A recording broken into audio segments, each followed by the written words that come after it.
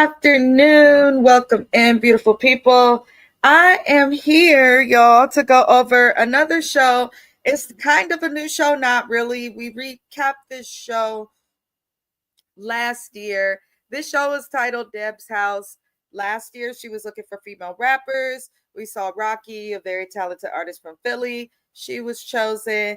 This season, they are back for season 2. However, for season 2, Miss Deb is going to be going over R&B. So she's looking for singers. People are going to do big things vocally. Last season, I did go over this show. Well, some of the episodes with James. Summertime is difficult for him with lives. He also had surgery a couple weeks ago. So he took some time away from YouTube, from work, and it's just been spending time with himself, his man, all of those things.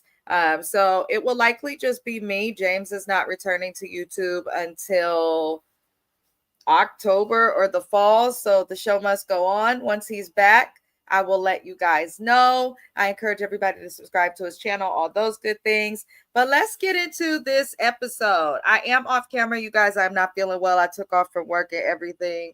The Bay Area, the weather's up and down. My throat is scratchy. My allergies is acting up. The weather in the Bay Area is crazy. It's crazy. But we're going to get into this first episode, which was titled R&B is Dead, which irritated me. Because I'm like, Miss Deb, one, I feel like Miss Deb would be better looking for rappers or even social media people to manage. I don't feel like Miss Deb knows or has what it takes to handle a singer. And yes, she participated in Nicki Minaj's career, but Nicki Minaj is not the greatest vocalist. I also saw that we're going to get like Brandon, who used to be on Growing Up Hip Hop, the one who lied about being a firefighter and was disrespecting Lil Wayne and all of that. I'm like, why is he coming on the show? Why is Waka Flocka here when he didn't even know his ex-wife could sing for years?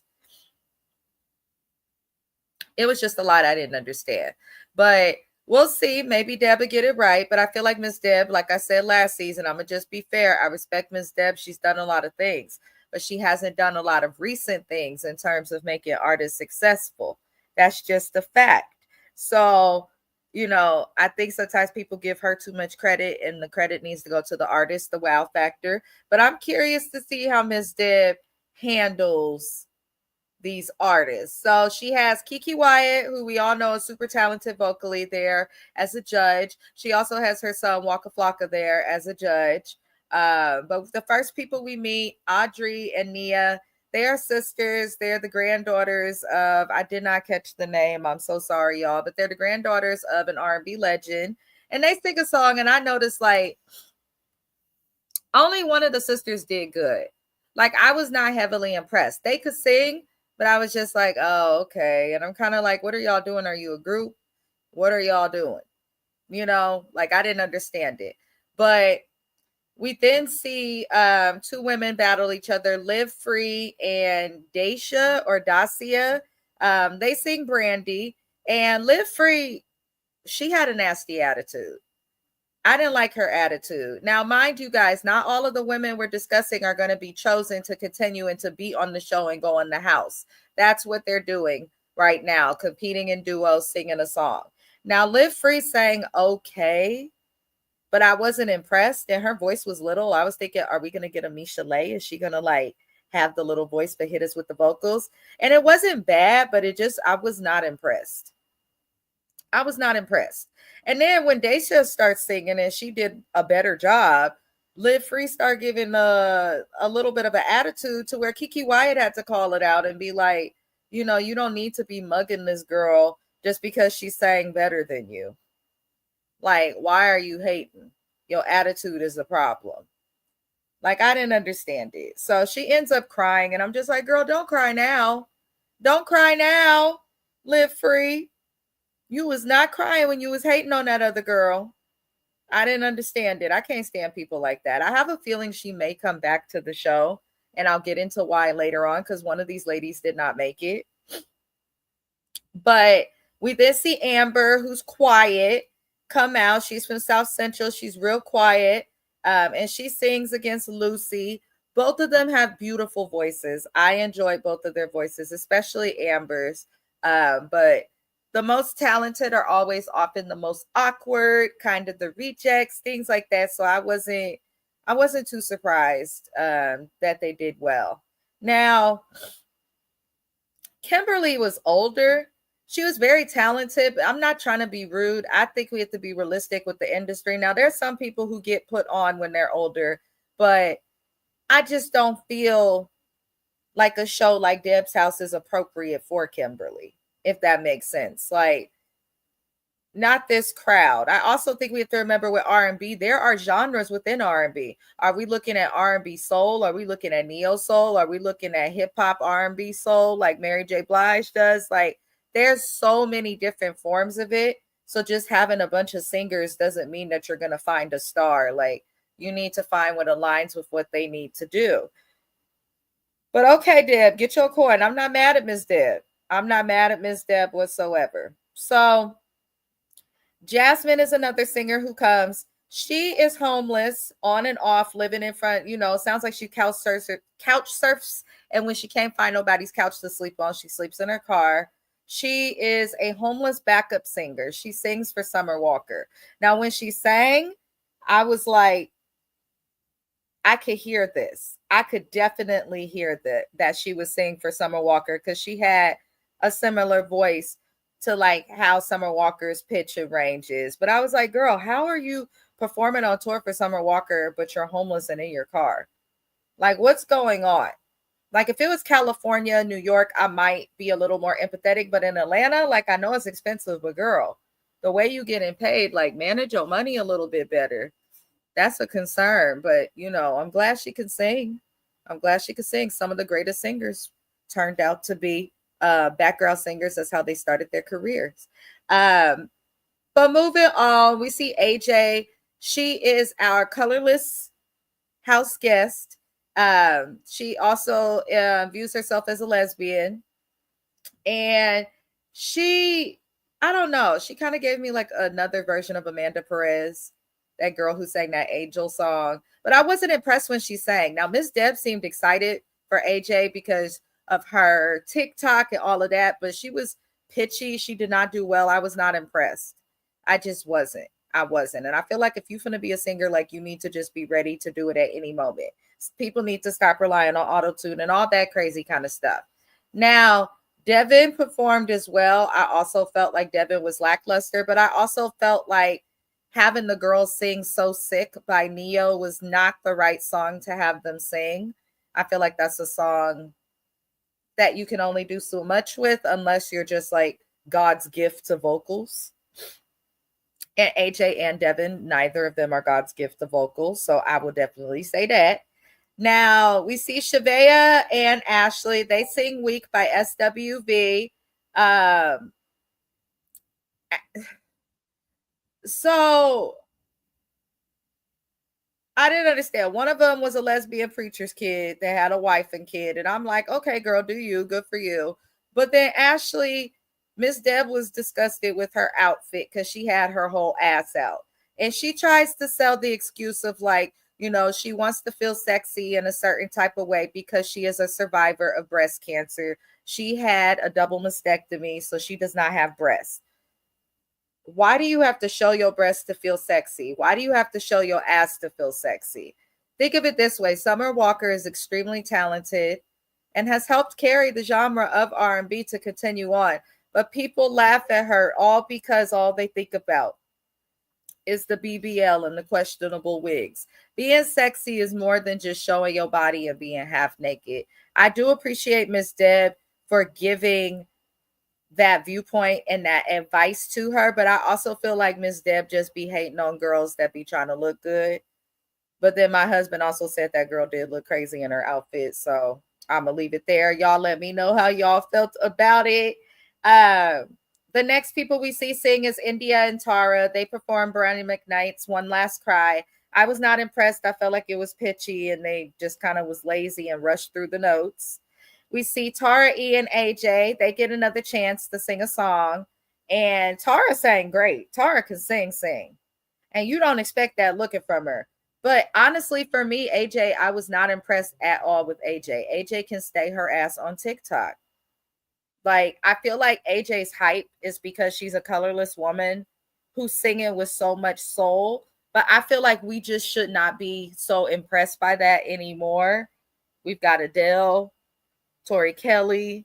Like, we've got several talented people who are not African American who've demonstrated soul. Like, I feel like this is somebody who's highly overrated due to TikTok. Just based on this episode. I'm not saying that's my permanent opinion because I think we still have 9 more episodes, but I'm not impressed thus far with AJ. I'm just not. I'm not. Now, the judges choose who's going to stay, and they keep 10 of the women. And after they pick the women that are going to stay, which I found interesting. So, what ends up happening is Miss Deb keeps Audrey, but she gets rid of her sister, Nia. And I didn't understand the talk about it, but I did think that that was a smart thing to do. Now, the raspy singer, Amber from South Central, she stays. I enjoyed her voice. Devin got to stay. Ashley and that booty that was hanging out got to stay. Lucy Love made it. We going to talk a lot about her later. Kimberly made it. We have both Tara A and Tara E to make it. Deja and her acorn-shaped head. And AJ. They all made it. I'm okay with most of them making it, except for AJ. Like, I'm not going to go over it over and over again, but TikTok don't make you a star. I think a perfect example of that is the artist Sweetie, who's from California. No, she's not from the Bay, y'all. I'm sorry. She know people here, but she's not from here. But Sweetie is somebody who has millions of followers on all of her social media, but can't seem to sell more than 3,000 records when her album drops. So just because you're successful on social media doesn't mean that's going to translate to album songs, sales, and streams. Like, that doesn't mean that's what's going to happen. But all the women go to the house. And once they get to the house, this is where I knew all hell would break loose. I don't care if they're singers, actors, or if you got a church retreat. Putting a bunch of bitches in a room together rarely works out. It's just a fact. It does not work. So I don't like how Miss Deb has the expectation, no fighting and all this extra stuff in the house. I didn't care for it. And this is where the show went straight to hell, in my opinion, for the first episode. So Amber is not vibing with nobody. She says she's overstimulated. And we learned that she is on the autism spectrum. So she is autistic. And in my opinion, I do have a degree in psychology. I've worked in ABA and with people who are autistic. So I am trained to spot it easier. So I could tell based on how she interacts that she is on the spectrum. However, I don't think keeping it a secret is wise. I do not think keeping it a secret is wise. I can understand why she wants to do that. But if that's your story, that's your truth, that's your struggle, then speak on that. It's not fair to try and act differently when you may not be able to do that naturally and then, expect or not be able to handle certain types of things. So I was like, oh, Lord, this is going to be a problem, right? But, some of the women were quieter outside of Amber. We had Tara E., who was loud, and we had Lucy, who was also loud. And the quieter women were annoyed with them. Now, Tara E. seems like somebody who's just going to sing and just is like overly friendly, things like that. I feel like you got to be careful with her, but I don't feel like she's intentionally messy. Lucy is a problem. She's a firecracker and not in a good way at all. So Amber and Lucy end up sharing a room. And I said, look at this shit. Of course, that's what happens. You got the quietest one who's also autistic sharing a room with, in my opinion, the one who's the most off and doesn't have the ability to see outside of herself. Now, in the rooms, they have closets and they also have these like little things built into the wall where they can put their clothes, kind of like a drawer, right? Or an armoire, like a little nook to put your clothes in. Now, the closet is taken up by Lucy. Amber brings it up and it's like, I might want to hang up some of my clothes. And she's bothered by this. And, she does confront Lucy on it and it turns into a problem. Here's the thing. I did feel like Amber was problematic. Not everybody is trained at understanding how autism works. Sometimes they do struggle, people who have autism, with understanding social cues and cues in general. But at the same time, I also feel like Amber could have expressed herself better. Like, I would have been like, bitch, this closet separates. This clearly one side for me, one side for you, just like it's two nooks out here. Like, that's not how it's meant to be. So, in my opinion, they was both wrong. And then Lucy is like, Lucy, you just did too much. You can't just assume that because that closet is by the bed that that's going to be a closet that's solely for you. Like, you cannot do that. So Miss Deb comes in and Miss Deb clarifies what we did not know at the beginning of this disagreement that Lucy and Amber had. The closet was big as hell and clearly separated so that one girl gets one side and another girl gets the other side. It looked like they in the same house from last season and we didn't have no closet issues then. So once Miss Deb said that, I said, oh, okay, Lucy, you don't get to just put all of your shit throughout the entire closet. Like, and why would you even have that many clothes if it's just for 4 weeks? Like, I still feel how I feel. I feel like Amber could have let it go because I'm not about to trip on no fucking closet and I'm only there for 4 weeks. But I also feel like Lucy was difficult. So everybody ends up going downstairs and everybody makes peace. Amber ends up crying though for a little bit, but she was kind of quiet and off to the side. And Miss Deb is talking to all the women and Lucy feels a need to explain herself. And Miss Deb kind of accepted it and it was like, all right, bet, whatever, I hear you, but we're not going to focus on that. And Lucy's interrupted Miss Deb and kept bringing the issue up. And everybody's trying to tell Lucy, like, hey, girl, like, shut the hell up, relax. Like, we've moved on from this. We really about to trip out over a fucking closet.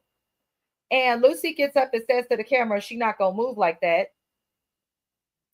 And she decides she going to leave the house. Lucy is the stupidest bitch and the biggest waste of time ever. And I genuinely hope that nobody hires her after this. I don't give a damn how good you can sing.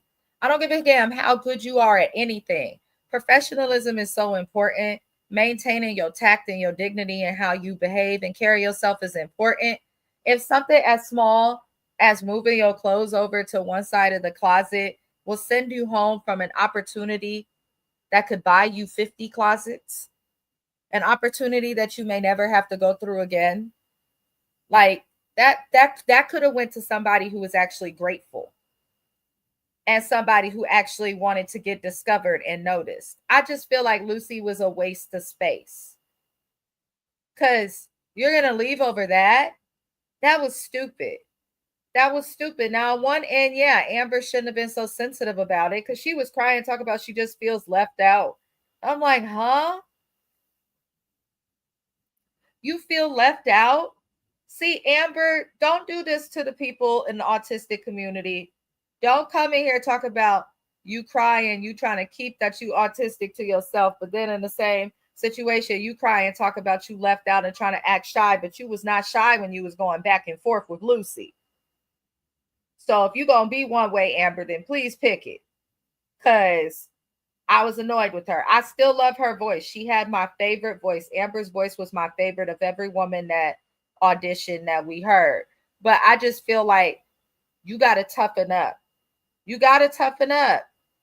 What's that show on CBS, Survivor? I love Survivor, y'all. I'm a Survivor fan. They just had a Survivor play on there who was also autistic, and she went through a lot of struggles. But you still got to find a way to be tough and get through the real world, because not everybody's gonna coddle you, not everybody's gonna baby you, and not everybody's gonna give a fuck about your tears. It's just the truth.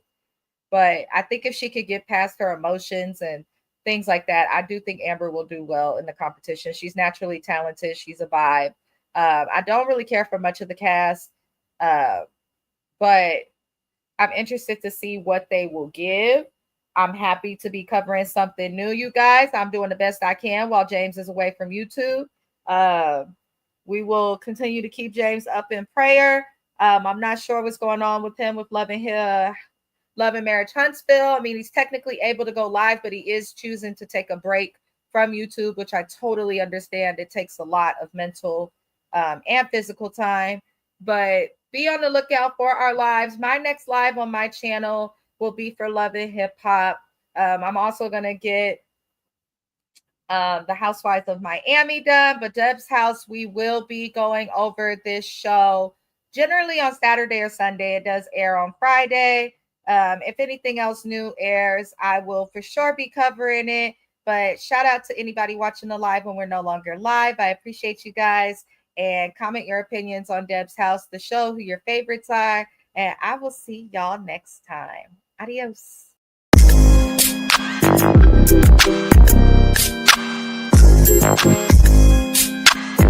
Thank you.